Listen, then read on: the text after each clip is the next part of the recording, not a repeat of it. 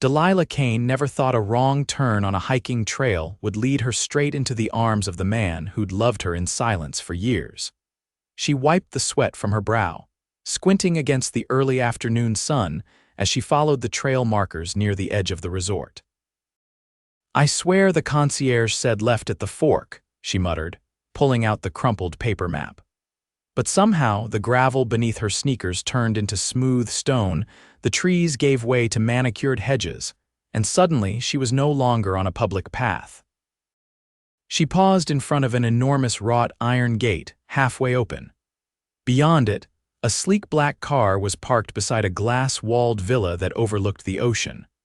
The property was pristine tall palms, cascading water features, and the kind of silence that screamed privacy. "Hello," she called out, nerves prickling her skin. "Is this still part of the resort?" The front door opened, and there he was, Aiden Cross. Delilah froze, her breath caught, her entire body forgot how to function. He looked different, broader, sharper. His hair was shorter now, his jaw more defined. But that smile, hesitant, almost stunned, was the same one she'd seen every summer growing up when her family vacationed at this very resort. She hadn't seen him in nearly 8 years. "Delilah," he said slowly, like he couldn't believe it either. Her heart jumped. "Aiden," he stepped out onto the patio, barefoot in a white linen shirt and navy pants, sleeves rolled up to his elbows. "You're on my property." "I what?" She blinked. "Wait, this isn't part of the resort," he chuckled, running a hand through his hair. "No. This is my villa." Then, softer, "But I'm not mad you're here." She stared. "You live here?" "Sometimes," he said. "I own the resort." She blinked again. "You what?" "I bought it 4 years ago," he said with a shrug. "The whole resort. This villa sits on the private cliffside section." "You must have taken the wrong turn at the fork," Delilah gaped. "Wait, you're the CEO of Cross Hospitality." He didn't answer right away. Instead, he studied her face like he was memorizing every detail. "Yeah, that's me." She laughed once in disbelief. "You're kidding." "You were the guy who used to sneak into the kitchen to steal popsicles with me. You got banned from the pool for doing backflips off the deck chairs. You're that Aiden." "I still do backflips," he said, smiling. "But now the lifeguards just look the other way." Delilah shook her head. "This is insane. I haven't seen you in forever." 8 years, he said immediately. "You stopped coming after your dad passed." Her smile faded. "Yeah," Aiden's expression softened. "I'm sorry." "Thanks." She shifted awkwardly, heat prickling her cheeks. "Anyway, I didn't mean to trespass." "I'll just wait," he said quickly. "You're not trespassing. Stay. At least let me get you a drink. You walked all the way up here." She hesitated. He tilted his head. "Come on, for old time's sake." Delilah let out a breath. "Fine. But just for a second."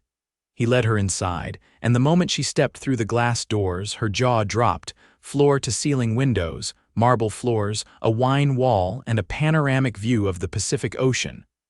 A grand piano sat in the corner beside a sculptural fireplace. The villa wasn't just expensive, it was breathtaking. "You live here?" she asked, incredulous. "Sometimes," he said again, pouring her a glass of sparkling water from a crystal decanter. "Mostly when I need a break from the city." Delilah took the glass, glancing around. "This place looks like a Bond villain's weekend home," he grinned. "I've been called worse." She laughed, and it felt too easy, like no time had passed. They ended up sitting on the terrace, the wind light in her hair, the sea stretching endlessly below them. She told him about her life back in Portland, working as a freelance photographer, helping her mom run a small art gallery. He told her about the company he built, how he started small, one boutique property at a time, until he caught the attention of investors. "You really own the resort?" she asked again, shaking her head. "Every inch," he said. "Even the snack bar." She laughed. "That's wild." He looked at her for a long moment, his voice quieter now. "You haven't changed." Delilah raised a brow. "I was 16 the last time you saw me." "I'd hope I changed a little." "No," he said.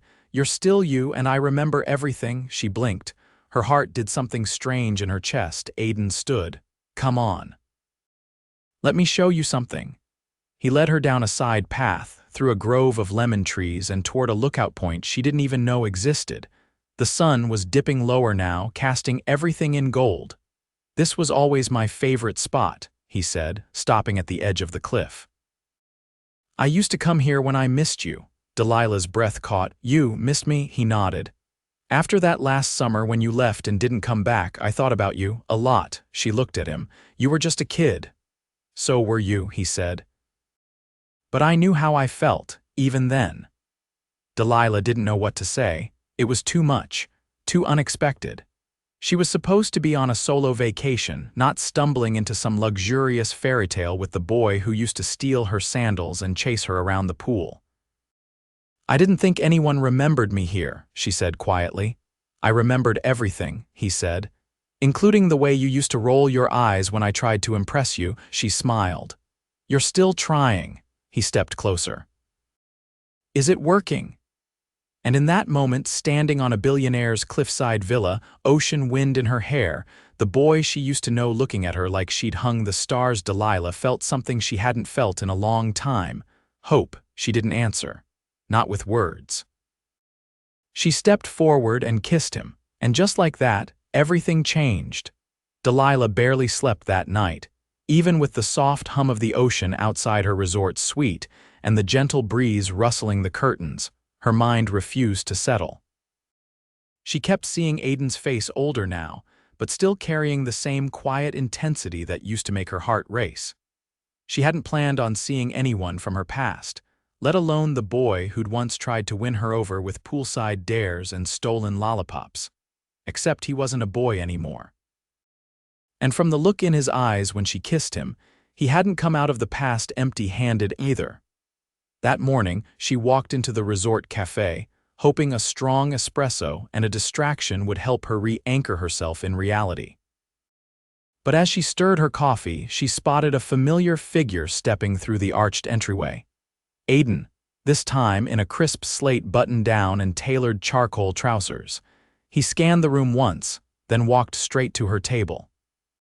"You always sit by the window," he said, pulling out the chair opposite her. "I'm a creature of habit," Delilah replied, wrapping her fingers around her cup. He rested his forearms on the table, eyes steady. "You left yesterday without saying anything." "I wasn't sure what to say. Try anything." She looked at him, then out at the beach beyond the glass. "That kiss was real, too real, and I wasn't expecting real." "I've waited a long time for real," he said without hesitation. Delilah swallowed. "You don't even know who I am anymore." "Then let me find out." The words landed heavy between them, not pushy, not casual, just solid. "I have dinner tonight with a gallery investor," she said slowly. "I'm showing him some of my coastal photography." "It's not exactly exciting." "I want to come," she blinked. "It's not a date, Aiden." "I didn't say it was." He leaned back, his tone unwavering. "But I want to see you in your world." Delilah hesitated. "The restaurant's at the marina." 7. "I'll be there." She tried not to let it rattle her, but all day she found herself checking her reflection more than usual, picking apart her portfolio with a level of scrutiny even her most demanding clients hadn't inspired. When evening came, she dressed in navy silk and pulled her hair into a loose twist, not because she was trying to impress him, but because she needed the armor. The Marina restaurant gleamed under strings of lights, its open-air terrace buzzing with the clink of wine glasses and soft jazz. Delilah spotted her investor near the railing, but before she could wave him over, a valet door opened beside her. Aiden stepped out of a black coupe, handing over the keys without looking. He wore a charcoal jacket over a black open-collared shirt, no tie. Effortless, quietly lethal. Her investor turned just as Aiden approached. Delilah made quick introductions, and Aiden extended a firm hand with a practiced nod. "I've heard good things about your gallery," he said. The older man raised a brow. "You follow the art scene?" "I build resorts," Aiden replied. "Design and vision matter." Delilah's investor seemed pleased. "Then you'll appreciate the way she captures light. Her coastal series has a kind of emotional temperature to it. Familiar but never obvious." Delilah shot Aiden a look of disbelief, but he only gave the slightest nod. He hadn't come to be charming, he came because he meant it. Over dinner, Aiden didn't dominate the conversation. He asked questions about Delilah's work, her camera preferences, the difference between shooting Pacific versus Atlantic light. And somehow, she found herself opening up in a way she hadn't in years. Not just about photography, but about the years she spent running from her grief, the way she'd clung to structure after chaos, how she'd almost left the creative world behind until a gallery owner saw something in her portfolio and insisted she try again. When her investor finally stood to leave, he patted her shoulder. "You've got something rare, don't let it get buried under doubt." After he left, Delilah turned to Aiden. "Did you coach him before dinner?" He smiled, but it didn't reach for performance. "You deserve to hear it. I didn't know you followed my work. You sent your first photo series to the resort 6 years ago. I kept a print of the pier shot in my New York office." Delilah stared at him. "Why?" "Because it reminded me of you," he said. "And because it was good." She let out a breath, unsure what to do with the weight of his sincerity. Aiden lifted his glass. "To wrong turns." She clinked hers against his. "And unexpected detours." After dinner, they walked along the marina. Boats rocked gently in the harbor, their masts swaying beneath the moonlight. "I didn't expect to see you here," she said quietly. "I almost didn't say anything yesterday," he admitted. "I thought maybe I'd imagined how much you used to mean to me. But then you looked at me and I knew I hadn't." Delilah stopped walking, heart pounding. "This is too fast." "Does it feel wrong?" "No," she said. "That's what scares me." He stepped closer. "Then let it scare you." She looked up at him, the man who had once been a boy with scraped knees and a crooked grin, now standing before her with the kind of calm certainty that made everything else feel like noise. "I don't know what this is," she breathed. "It's not nostalgia," he said. "I've built a life most people only dream about, but none of it means anything if I can't share it with someone who sees the real me." She couldn't look away. "And you think that's me?" "I know it is." Delilah felt the ground shift again, not because of the kiss, or the luxury, or the surreal nature of the day, but because she believed him, and that terrified her more than anything. The next morning, Delilah stood barefoot on the balcony of her suite, an untouched cup of tea cooling in her hand. The marina still twinkled with the remnants of sunrise, and the world below moved with a slow, unbothered rhythm. But inside her, nothing was still. She hadn't planned on seeing Aiden again so soon. She thought maybe dinner would be a punctuation mark, something clean, something she could file away in the drawer marked unreal but lovely. But just as she turned to go back inside, there was a knock at her door. Not hurried, not uncertain, just present. When she opened it, he was standing there with a folded newspaper under one arm, dressed in a slate polo and khaki trousers like he'd just stepped out of some curated lifestyle spread. His presence filled the frame without effort. "You left your camera lens cap at dinner," he said, holding it out. "Thought you might need it." She stared at it. "You came all the way here for that?" "I was 5 minutes away." "You always carry the morning paper and take strolls past the guest suites." "I don't actually," he said. "But I figured I might get lucky." She took the cap from his fingers but didn't step aside. "I was going to take the ferry out to the cove today," she said. "There's a stretch of shoreline I wanted to photograph before the tide comes in." Aiden leaned against the doorframe. "Do you have room for a passenger?" Delilah narrowed her eyes, trying to read whatever lay behind that calm assurance. "You're not expecting this to turn into something, are you?" "I'm not expecting anything," he said. "But if you think I'm content with just one evening, you're wrong." Something in her shifted. They took the early ferry, a small private vessel organized by the resort's concierge. Delilah didn't ask how Aiden managed to get them a private crew at such short notice. She suspected the answer was something she didn't want to examine too closely yet. As the boat sliced through the water, Delilah adjusted the settings on her camera while Aiden watched the horizon. The silence between them wasn't heavy. It was almost companionable. "I used to come here with my dad," she said suddenly, not looking at him.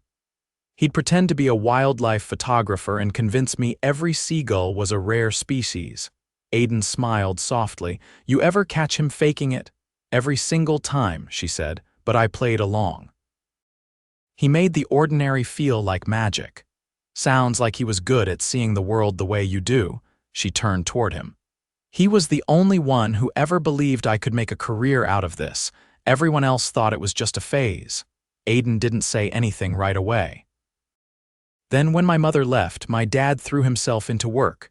Resorts, land deals, capital groups, it was like he was trying to outrun it. But the thing I remember most was how he always left a light on in the guest bedroom, just in case she came back. Delilah looked at him. Did she? No, he said. But he never stopped hoping. The shoreline appeared like a strip of silver against the cliffs. As the boat anchored, they stepped into the shallow surf, waves licking at their ankles. Delilah pulled out her camera and began snapping quickly, her eyes tracking the light, the contrast, the texture of the rocks. Aiden didn't interrupt. He walked behind her, letting her move. When she crouched near a tide pool, she felt him stop beside her. You used to hate when people watched you work, he said. I still do, she replied without looking up. But somehow you don't count. Later, they sat on a flat rock, drying their feet in the sun. She reviewed her shots while he passed her a bottle of water from his backpack.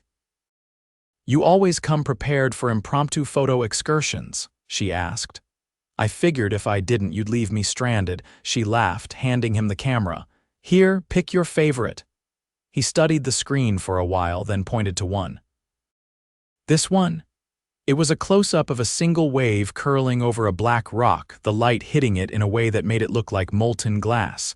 That's the only one that wasn't intentional, she said. I tripped and hit the shutter by accident. Doesn't matter, he said. It's still perfect. Delilah took the camera back, her throat tightening. Do you always say exactly what people want to hear, only when I mean it? They didn't kiss this time, they didn't need to. The space between them was already charged, already humming with something unspoken but unmistakable. Back on the boat, she sat beside him in silence. The wind tugged at her hair and she let it. The shore grew distant behind them, but the feeling in her chest didn't fade. When they reached the dock, Aiden turned to her. Come to the gala tomorrow night. What gala? The resort's anniversary event, he said. Black tie, big crowd, stupidly expensive champagne, she hesitated. Why would I go to that? Because I want you there, he said. Because I want people to see you the way I do. And how exactly do you see me? He didn't flinch. Like someone who doesn't realize how rare she is. Delilah stared at him, unsure whether to laugh or run. I don't have anything to wear to a gala. I know a place, he said. Let me take care of it. She narrowed her eyes. Do you always get your way? Only when people say yes. For the first time in years, she didn't feel like she was being swept into something dangerous. She felt like she was choosing to walk into it. Fine, she said. But if I show up and there's a red carpet, I'm leaving. There's no carpet, he said. Just a view. As she stepped off the boat, she didn't look back at him, but she didn't need to, because for the first time in a very long time, she wasn't running away from anything. She was heading straight toward it. Delilah stood absolutely still in front of the mirror, smoothing her hands down the deep sapphire fabric that fit like it had been made for her. The boutique had been empty when she arrived, an unassuming building tucked behind the resort's sculpture garden. The manager had greeted her by name, already expecting her. Every dress in the private collection had been curated with her measurements in mind. She hadn't asked how Aiden knew them. She didn't have to. Now, hours later, the gala buzzed beneath a glass dome strung with hundreds of suspended lights that looked like captured stars. The event was hosted in a garden courtyard, hidden behind the original villa that had once been the heart of the resort. Waitstaff in crisp black moved like choreography through the crowd, trays of rare vintages and amuse-bouches drifting past clusters of resort investors, executives, and high-profile guests. Delilah paused at the edge of it all, feeling more like an intruder than a participant. She adjusted the thin silver cuff on her wrist, the only piece of jewelry she still owned that had belonged to her mother, and scanned the crowd. Then she saw him.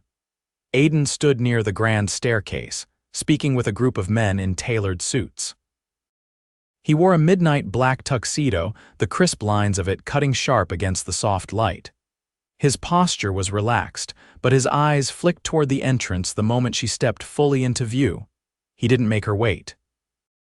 He moved through the crowd like it parted for him, and when he reached her, he didn't say anything right away. He just looked at her like she was the only fixed point in a night spinning with gold and glass.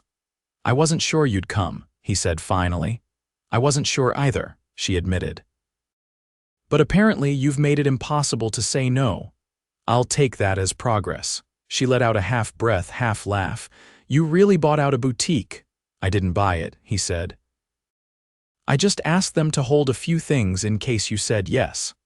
And if I hadn't, I'd have gone back to standing at your door with a newspaper and a borrowed excuse." Delilah looked around at the glittering crowd. "Are you going to introduce me as the guest who wandered in from the hiking trail? I'm going to introduce you as the woman who once beat me in a breath-holding contest at the deep end of the pool and hasn't stopped surprising me since." She arched a brow. "That's a very specific title." "Then I'll shorten it," he said. "Delilah Kane, the only person here who makes this night worth attending." They moved through the event together, and this time she didn't feel like she was performing. She met executives who nodded respectfully when Aiden said her name. She recognized a few art collectors she'd only ever seen in industry blogs, and when she mentioned her gallery, no one blinked. No one asked if it was a hobby, because somehow here she was enough. Later, as the string quartet shifted into a slower rhythm and the lights above dimmed to a soft amber, Aiden led her toward the center of the courtyard. She hesitated, but he simply held out a hand. "No tricks," he said. "Just a dance." She placed her hand in his. They moved slowly, the sound of violins wrapping around them like silk. Delilah's head rested lightly against his shoulder, and for the first time since arriving on the island, she stopped trying to make sense of anything. "I don't want this to end," she said quietly. "It doesn't have to. I live in Portland. I have a property in Portland," he said. "It's just a building, but if you're there, it becomes something else." She lifted her head. "You're not serious, Delilah," Aiden said, his voice low. "I've spent years building something I thought would finally make me feel like I had control, success, security, but none of it ever felt full. Not until you showed up by accident, no less, and reminded me what it means to actually feel something again." She didn't answer. Instead, she turned her face upward and kissed him slow, sure, and with every piece of herself that had been locked down for too long. The crowd clapped politely around them, assuming it was just another public kiss between a power couple. But it wasn't for them. It was for the girl who had once stood at the edge of the resort pool, watching a boy do backflips and pretending not to care.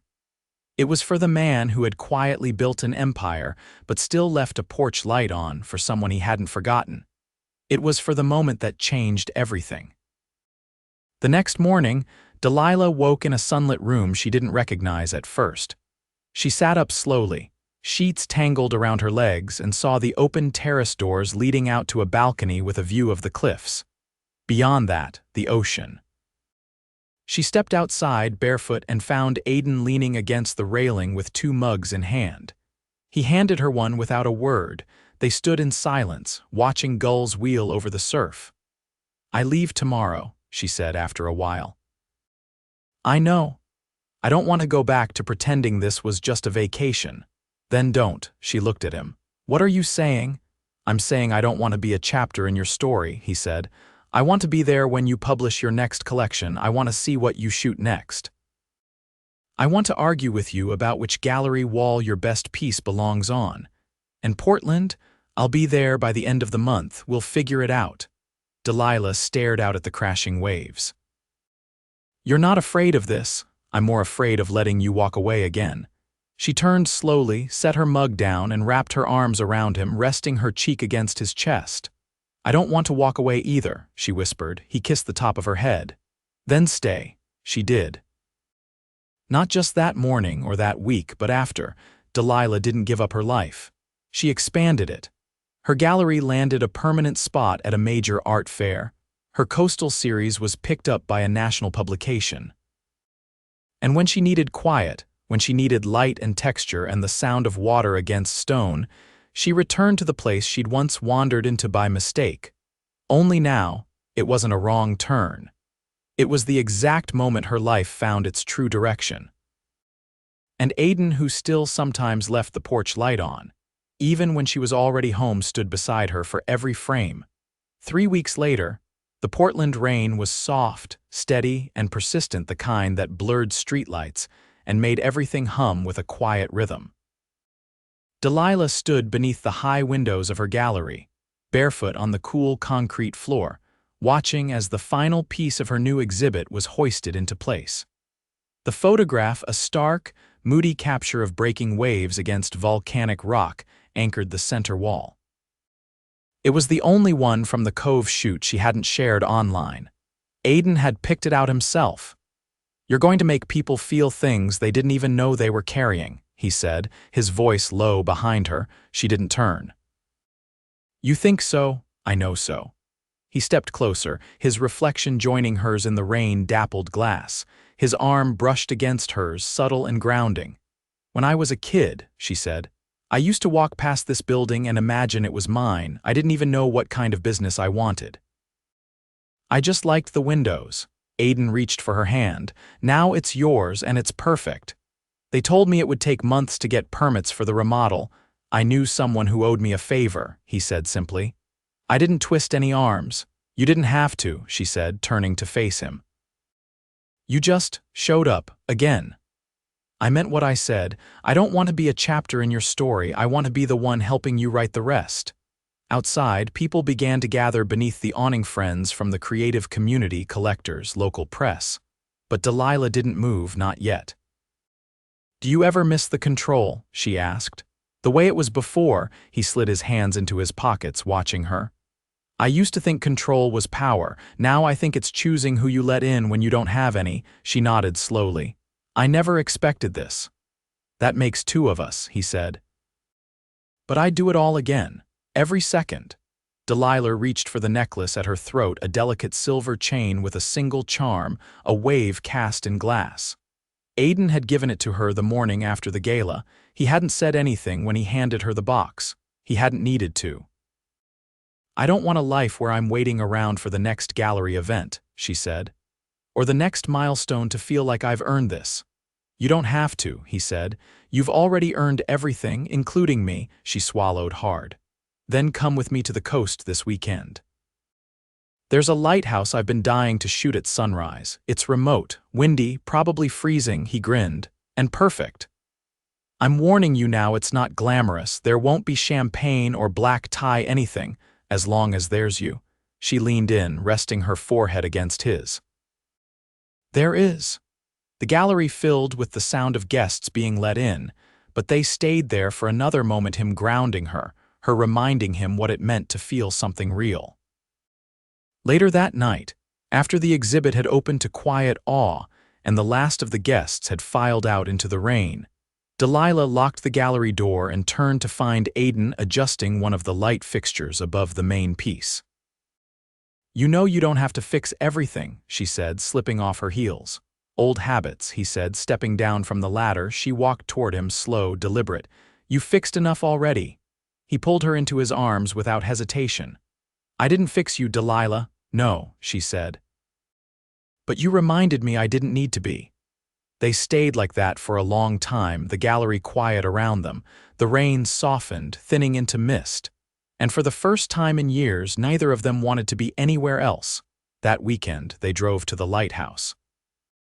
Delilah brought 3 cameras and a thermos of coffee. Aiden brought a blanket and didn't complain once when the wind nearly knocked them sideways.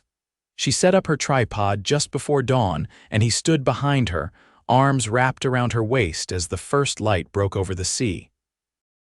She didn't take the shot right away. She turned to him instead, kissed him slow and sure, and whispered, "This is the life I never thought I'd have." He held her face between his hands, his eyes steady on hers. "This is the life we made." They stayed until the sun was high and the tide had begun to rise. She got the shot. He carried her gear. And when they drove back to Portland that night, she fell asleep with her head on his shoulder. Months passed. The gallery thrived, but Delilah didn't chase exhibitions the way she once had. She chose them carefully, with intention. Aiden split his time between Portland and his core properties, but his penthouse here became his true home. They traveled when they wanted to. They stayed in when they didn't. They argued, they laughed, they grew. One quiet winter evening, he brought her to the rooftop of their building. The city lights glittered below, and a string quartet played softly in the corner. There were no guests, no speeches, just a small velvet box in his palm and a promise in his eyes. She said yes before he could even finish the question. They married that spring on the same cliff where they'd first kissed. Just them, the wind, and the sea that had brought them back to each other. After all the wrong turns, they'd finally found the only direction that mattered together. Always,